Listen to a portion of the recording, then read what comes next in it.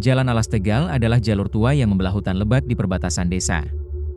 Jalan itu sudah lama dikenal angker oleh warga sekitar. Banyak pengendara motor, supir truk, bahkan pejalan kaki yang enggan melintas di malam hari. Konon, sejak zaman penjajahan Belanda, jalan itu sudah memakan banyak korban jiwa. Di antara kisah-kisah angker yang beredar, ada satu cerita yang paling terkenal, hantu pedati.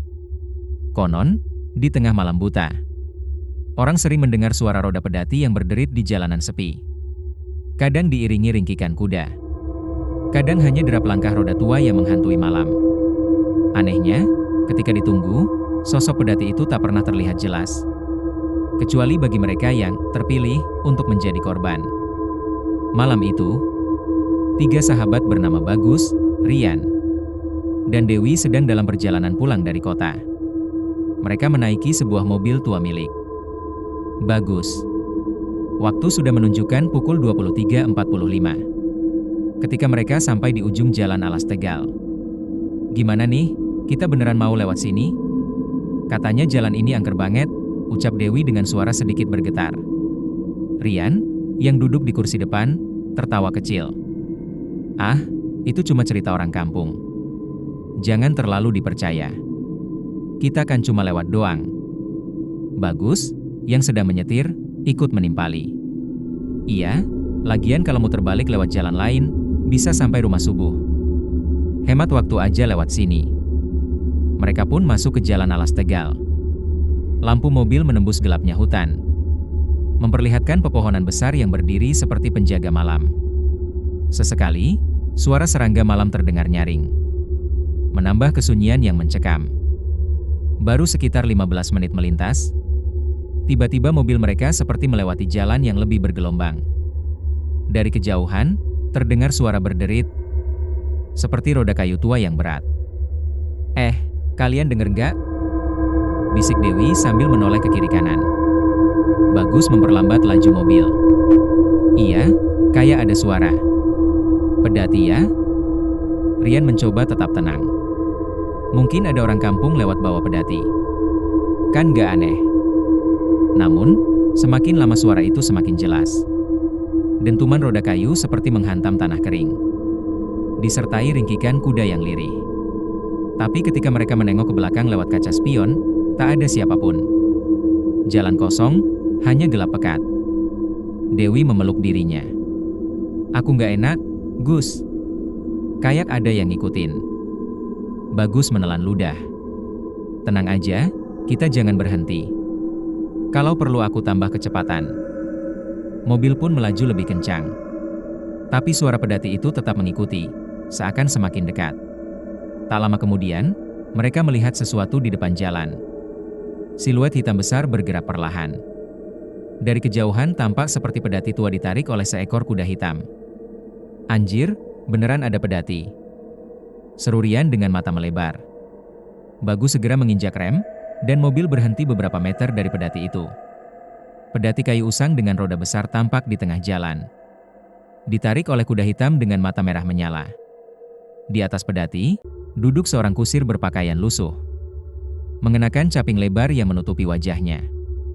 Kepalanya sedikit menunduk, seakan menatap tanah. Dewi menjerit kecil. "Gus, jangan berhenti. Ayo jalan lagi."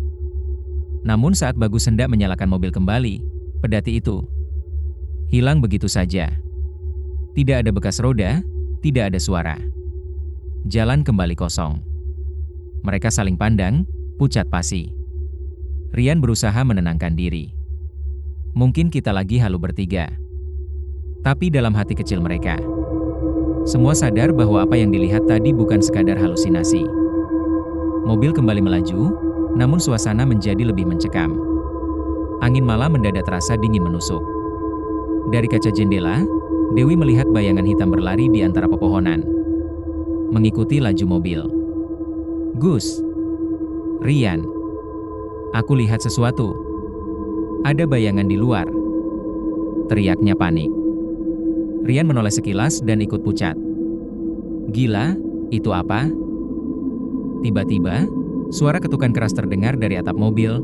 Duk, duk, duk. seolah ada yang meloncat di atasnya. Bagus semakin panik, tangannya gemetar di setir. Astagfirullah. Jangan main-main. Ketukan itu semakin keras, diikuti dengan suara tawa lirih seorang pria tua. Desis Bagus. Tawa itu bergema di dalam mobil, meski jendela tertutup rapat. Ha, ha, ha. Kalian tak bisa lari. Dewi langsung menutup telinganya sambil menangis. Di tengah kepanikan, mobil tiba-tiba mogok. Mesin mati begitu saja di tengah jalan alas Tegal. Gus, cepat nyalain lagi. Rian berteriak. Aku udah coba. Kunci kontaknya muter tapi mesinnya nggak nyala. Bagus mulai berkeringat dingin. Suara roda pedati kembali terdengar, kali ini jauh lebih dekat. Dari balik kabut tipis yang entah dari mana muncul. Pedati hitam itu kembali terlihat. Kusirnya perlahan mengangkat kepalanya. Wajahnya bukan wajah manusia biasa. Kulit pucat membiru, matanya kosong hitam legam. Dan mulutnya tersenyum lebar memperlihatkan gigi-gigi hitam berlumur darah. Selamat datang, penumpang baru.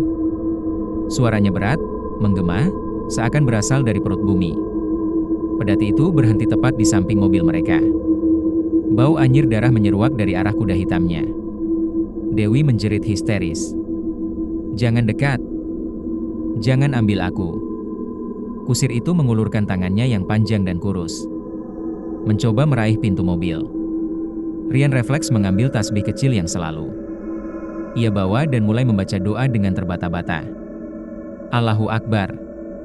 Lindungi kami. Tangan itu berhenti, lalu tatapan kusir pedati berubah marah. Lampu mobil tiba-tiba menyala sendiri, mesin hidup tanpa disentuh. Bagus segera menginjak gas sekuat tenaga. Mobil melaju kencang meninggalkan pedati itu. Namun suara roda pedati tetap terdengar, seolah mengejar mereka. Dari kaca belakang, tampak pedati itu berlari, meski tanpa jalan yang jelas. Kita nggak bisa kabur, Gus. Cepat keluar dari alas Tegal. Teriak Rian. Setelah beberapa menit yang terasa seperti seabad. Akhirnya mereka melihat ujung jalan. Lampu-lampu desa mulai tampak.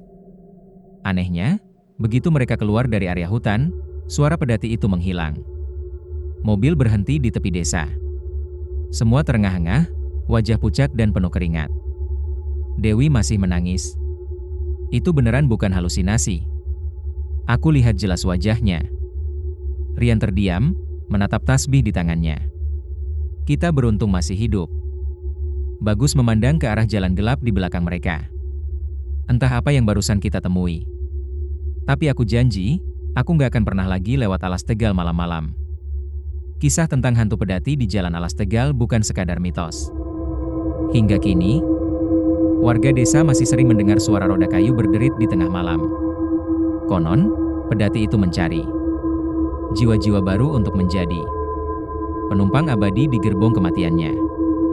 Dan bagi siapapun yang nekat melintas seorang diri di tengah malam, jangan kaget bila tiba-tiba mendengar suara roda kayu. Semakin lama semakin dekat. Karena mungkin giliran Anda yang akan dijemput.